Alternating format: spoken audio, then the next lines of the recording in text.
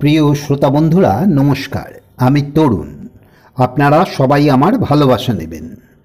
আপনারা শুনছেন ফ্রাঙ্ক আলেকজান্ডারের লেখা ইন দি আওয়ার্স অব মেডিটেশনের স্বামী দেবরাজানন্দকৃত বঙ্গানুবাদ, ধ্যানের গভীরে। 4। প্রশান্ত মুহূর্তে ওই শোনা যায় ঈশ্বরের বাণী। মনে রেখো, সর্বদা মনে রেখো, একমাত্র পবিত্রাত্মারাই ভগবানের দেখা পায়। প্রাথমিক প্রয়োজন পবিত্রতা। বাসনার দাস যারা, তাদের কামনা যেমন তীব্র, সেই রকম তীব্র তোমার পবিত্র হওয়ার বাসনা হোক। গভীরভাবে এবং স্থিরভাবে পবিত্রতার অনুসন্ধান করো, একমাত্র এটি ফলপ্রদ। আমার ভক্ত প্রহ্লাদের সেই বিখ্যাত প্রার্থনার কথা ভাবো, যা প্রীতির বিবেকিনাং বিষয়েষু অনপায়িনী। বিষয়ের যেমন বিষয়ে তীব্র টান, হে প্রভু, তোমার প্রতি আমার সেই রকম তীব্র আকর্ষণ হোক। ঈশ্বরের সান্নিধ্য লাভের ঠিক আগের ধাপ হল পবিত্রতা। ভগবৎ চিন্তার আগে পবিত্রতার কথা ভাবো। ধ্যানের দরজার চাবি হচ্ছে পবিত্রতা। এই চাবি দিয়ে দরজা খুললে তবে ঈশ্বরের নিত্যধামে প্রবেশ করতে পারবে। আমার শক্তি সমুদ্রে নিজেকে ভাসিয়ে দাও। কোনো চেষ্টা নয়, কোনো খোঁজাখুঁজি নয়, যেন আমি বর্তমান।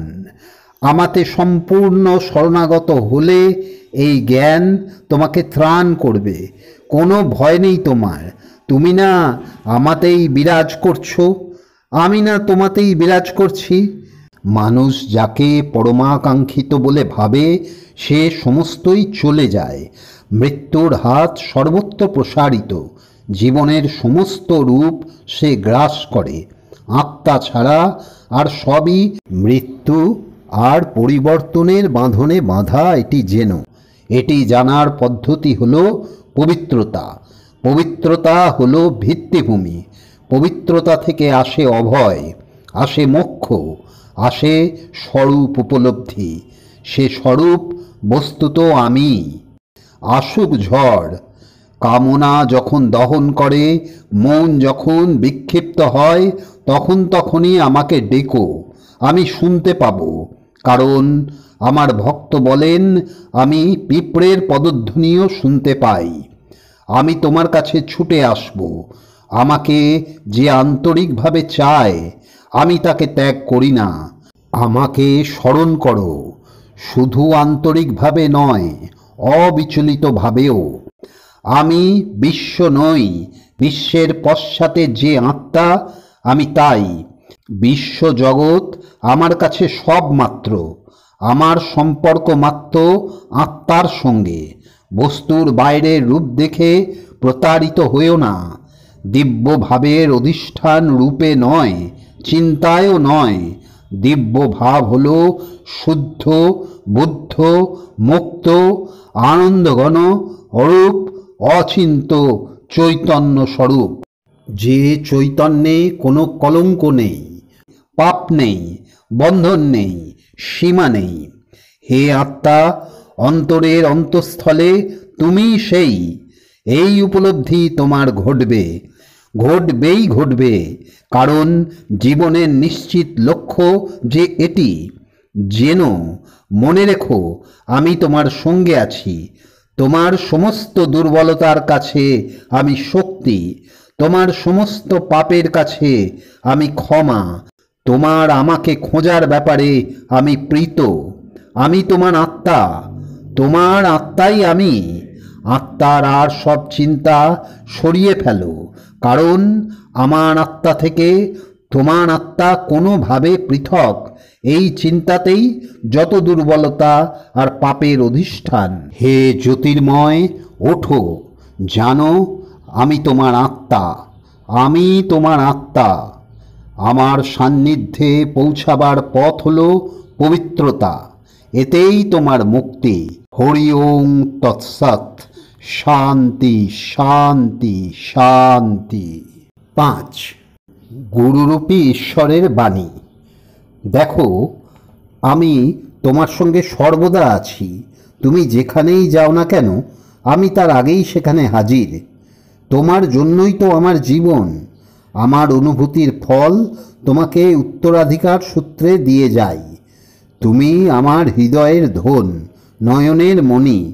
ভগবানের কাছে আমরা একই সত্তা। আমাদের কাজ হলো উপলব্ধি করা। তোমার সঙ্গে আমার একত্ব এত বেশি অনুভব করি যে তোমাকে সংসার গহনে বা সংশয় অরণ্যে নিক্ষেপ করতে ভয় পাই না। কারণ আমি তো জানি তোমার শক্তি কতটুকু। তোমাকে নানা অভিজ্ঞতা লাভের জন্য পাঠিয়েও তোমার সমস্ত ভ্রমণ পথে আমার দৃষ্টি সজাগ রেখেছি। কোনো পাপাচরণ করো, সে তো আমার সামনেই করো। কোনো পুণ্য কাজ করো, তাও তো আমি জানতে পারি। তোমার সমস্ত ভাব আমি জানি। সব রকমের অভিজ্ঞতা আর চিন্তার মাধ্যমে তোমার আমার বন্ধন দৃঢ়ীকৃত হয়। তোমার মুক্তি না হওয়া পর্যন্ত আমারও মুক্তি নেই।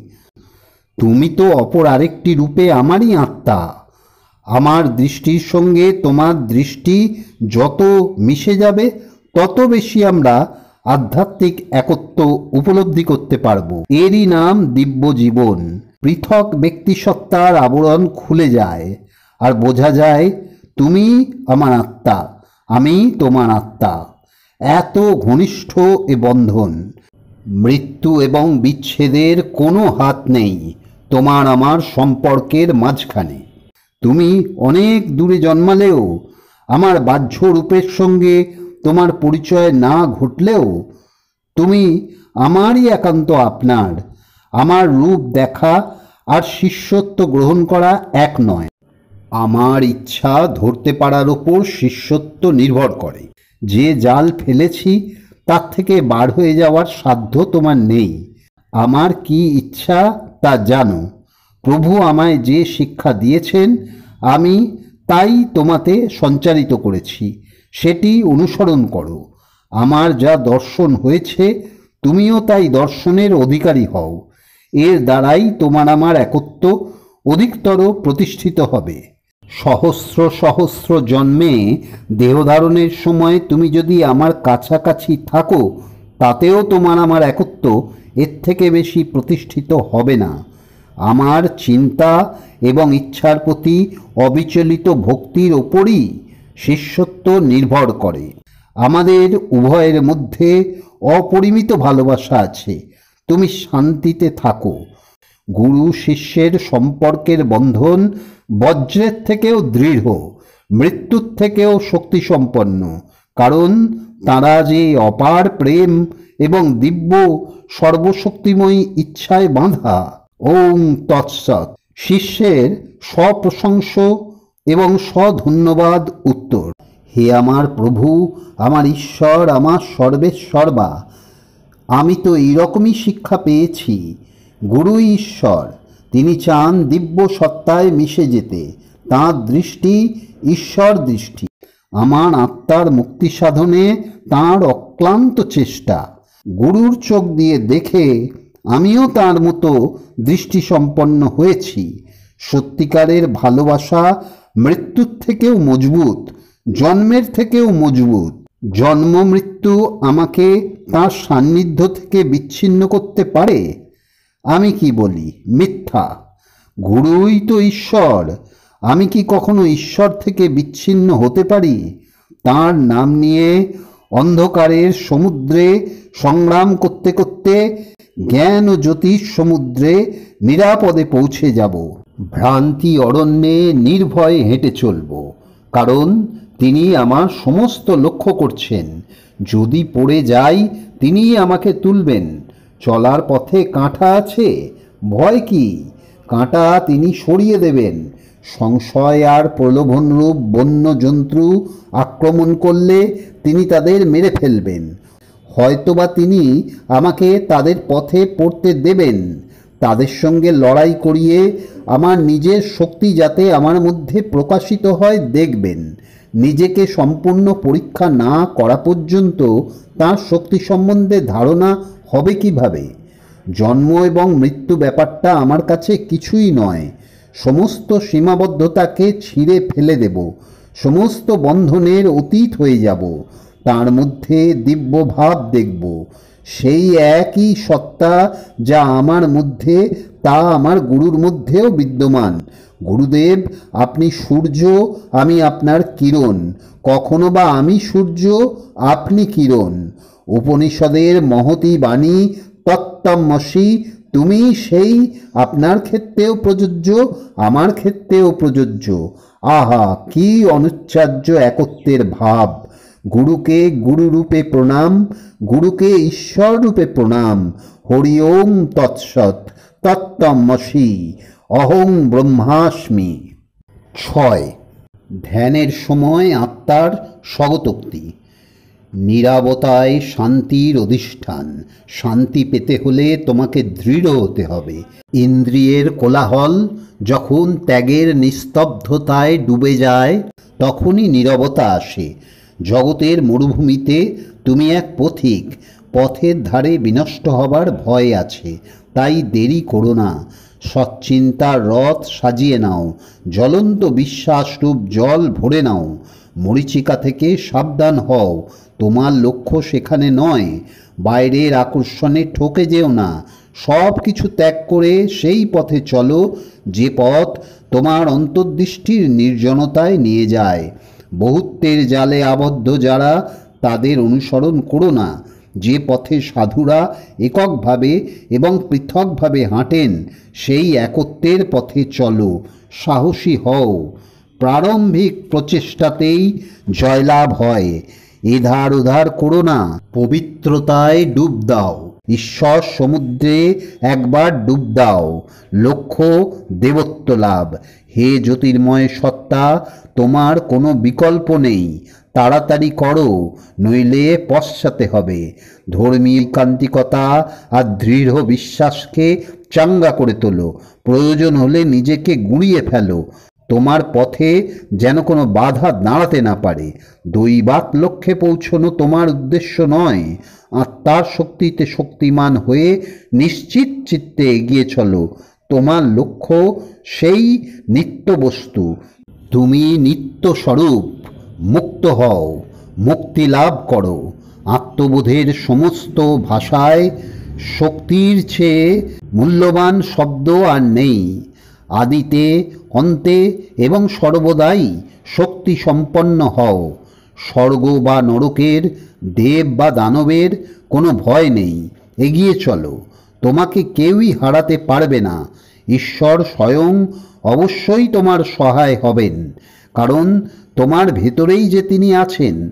তোমার অন্তরে যিনি, তিনি সমস্ত কিছুর একমাত্র সত্তা। তুমি স্বরূপত যা, তাই ঈশ্বর। বস্তুত তুমি সেই দিব্য সত্তা। তত্ত্বমসি। হরি ওম তৎসৎ। তোমার বিশ্বাস আছে? তোমার নিজের ওপর বিশ্বাস আছে? তোমার আত্মবিশ্বাস না থাকলে ঈশ্বরে বিশ্বাস কেমন করে হবে? তোমাকে আত্মরক্ষা করতেই হবে। যে নিজেকে সাহায্য করে, ঈশ্বর তাকেই সাহায্য করেন। নিজ স্বরূপ সম্বন্ধে অবহিত হও।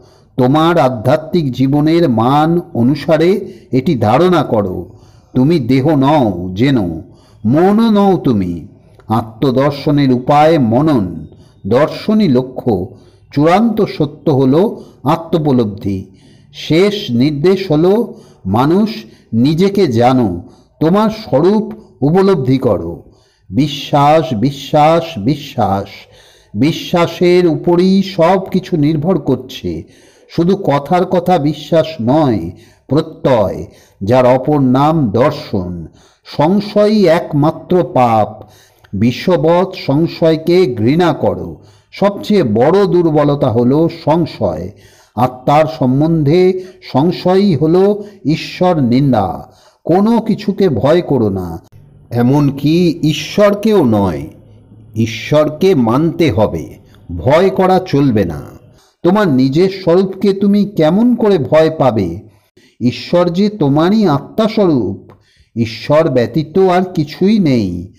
আর তুমি তো সেই তিনি। সুতরাং ওঠো, জাগো, অভীষ্ট লাভ না করা পর্যন্ত থেমো না। এই তো মহাপুরুষের বাণী।